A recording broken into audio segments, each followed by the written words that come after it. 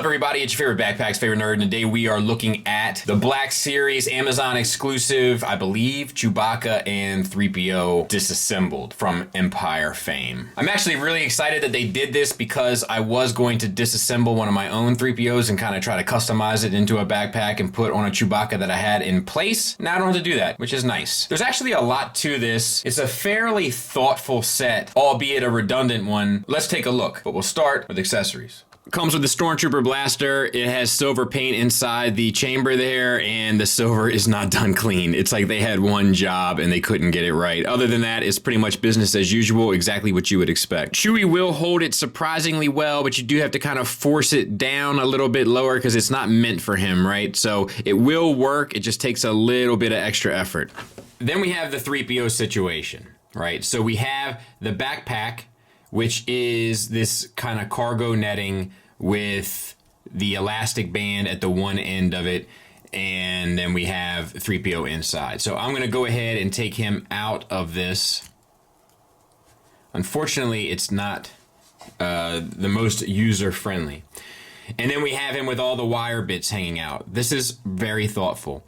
So they're all removable on pegs, and they'll peg up inside. All of them are sculpted with tons of wires, and then we have white and yellow and orange and blue and red and all the kind of paint applications, but it's a lot of black wires, which I think is actually appropriate.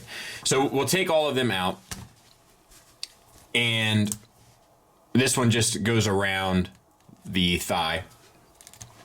And then they give you his parts, so to speak, and you can use those, and I'll go ahead and put those in. Now, these don't really go in as easily because when they were designed, they weren't really meant to come out, right? So it's a little bit of a bear. We do have the silver leg. We do have the kind of oil stains on his face, around his cheek area here, and then on his stomach and chest. Everything else is pretty much the same. I'll get a couple others so we can compare. So there he is in the center, flanked by the Rise of Skywalker 3PO and a New Hope 3PO, as well as another New Hope 3PO, Force Awakens 3PO. And as you can see, they did the feet right. I was worried that they wouldn't. He only has a silver foot in A New Hope. He has a gold foot in Empire and Return of the Jedi. Not that it's a big deal, but that sort of attention to detail is something that's nice to see. This is 3PO. Just I get it. It's the arm, but that trust me, that's 3PO as well. All right, so now comes the party time, right? And what we're gonna do is, yikes, we're gonna roll this inside out. Okay, and once you have done so you have the stitching here, facing out, then put him at the base of it and roll it around.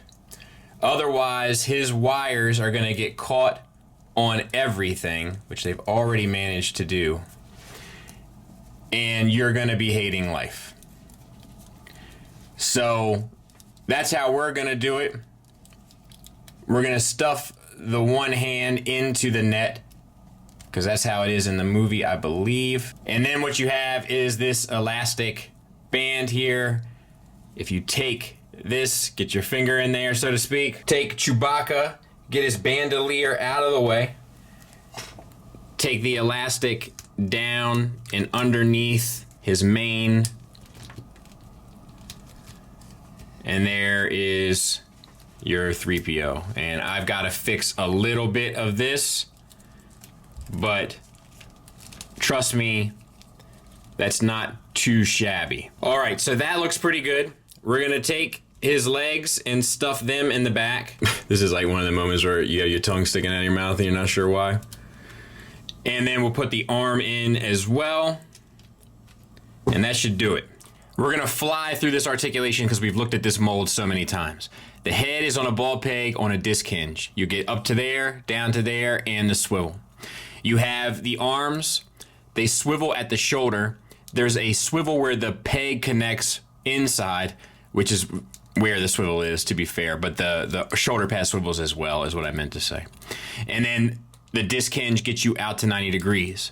The elbow is a single hinge, and the plastic bit here slides up and down this groove to allow for articulation. It is limited, but the character's movements are limited as well, so that's fine. On the back, we have the two little struts here, and the silver is painted on. The wrist swivel and hinge in out on both sides.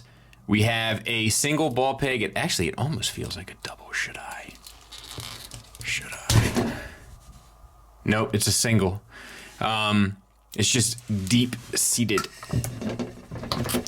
And then we have the paint on the wires in the stomach. We have T-jointed ball joints, very limited out to the side because of the hip armor, but it is true to the character. Same with forward and back, once again, true to the character, and the thigh swivel is where it connects. Then we have the knee that's hinged. It also is limited range, but true to the character. Ankles are on a disc hinge that peg in, so you get an ankle tilt up, an ankle tilt down, and a rocker. So no real issues, and the joint there is painted silver. Or is that cat? Yeah, it has to be painted silver. So the silver is painted on completely, which is nice. Looks good. Looks good. I like the little attention to detail stuff.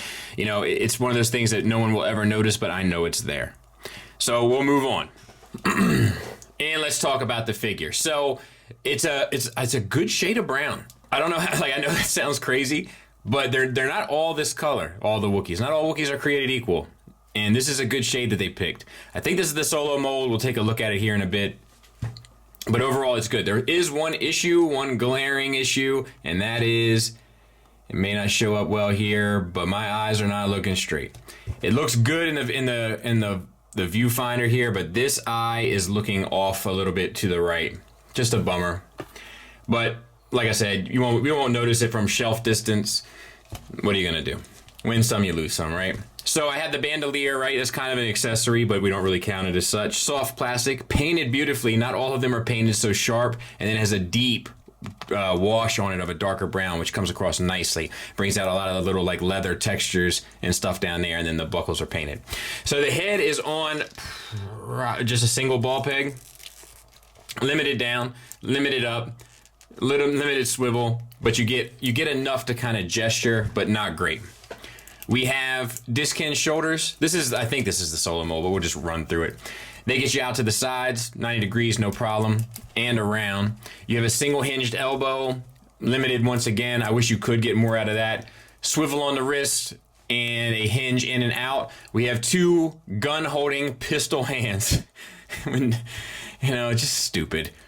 But I'll use this hand for Leia to hold. I'll show you that when I get it all done.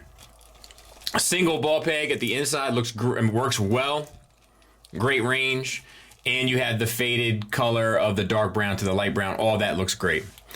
Moving on down, we have T-jointed ball joints for hips. That gets you out to the side. Fairly limited. Front and back is much better, but you're not going to be able to do a whole lot with that anyway. Swivel for the thigh. And we peg in from the knee into the thigh, which will get you an additional swivel if you need it, and a hinge a little less than 90 degrees, but I say it's close enough. And then the ankles, I'm not exactly sure. Disc hinge, and then they peg into the foot. So you're going to get ankle tilt down. This one's stuck on mine. Ankle tilt up, not really. Ankle rocker. So that all works fairly well. Paint is done fairly well, and except for the eye. And yeah, let's take a look at all of them together. There he is with other Chewbacca releases. Obviously, the solo one is the one that's most recognizable. This is the Force Awakens one, I believe. And then the other two, your guess is as good as mine. I just can't recall. But you can see from looking at it that although they do definitely keep some pieces, right? He is slightly shorter. Using most of the mold from the solo version also makes him a bit wider. He's a different shade of brown. I think probably the most accurate one they've come across so far. And it's a unique head sculpt. We have the kind of two open mouths here. This one is unique and that one is unique, and that's different from the two. It looks good. The sculpt is good. There is an issue with the paint, but the sculpt is good. And there he is in my Cloud City display. I still got a couple things to do on this, by the way, but looks pretty good. And he looks good in it. No issues. Final thoughts wise, there's not a whole lot new here, but there is enough, I think, to justify the purchase, especially if you want an Empire display or a Cloud City display. It works out fairly nicely, and for what they did, they really put a lot of thought, energy, and effort into making it unique and making it have the playability and functionality to pretty much switch up however you'd like. Little pricey to just get two figures that you really don't need any more of. You could probably work out a custom of this on your own, but to be fair, it's a good sculpt. It is a new Chewie head, I believe. Good brown choice, care and attention to detail went into 3PO, so there's nothing I can say or come up with to really say don't get this. Just know the net can be a little frustrating. Use the way I did it. I did a Google and found forums where they were talking about it, so that's the way I did it, and it worked out pretty easy for me. Hope that helps. Thanks for listening. Thanks for watching. Until next time, take care.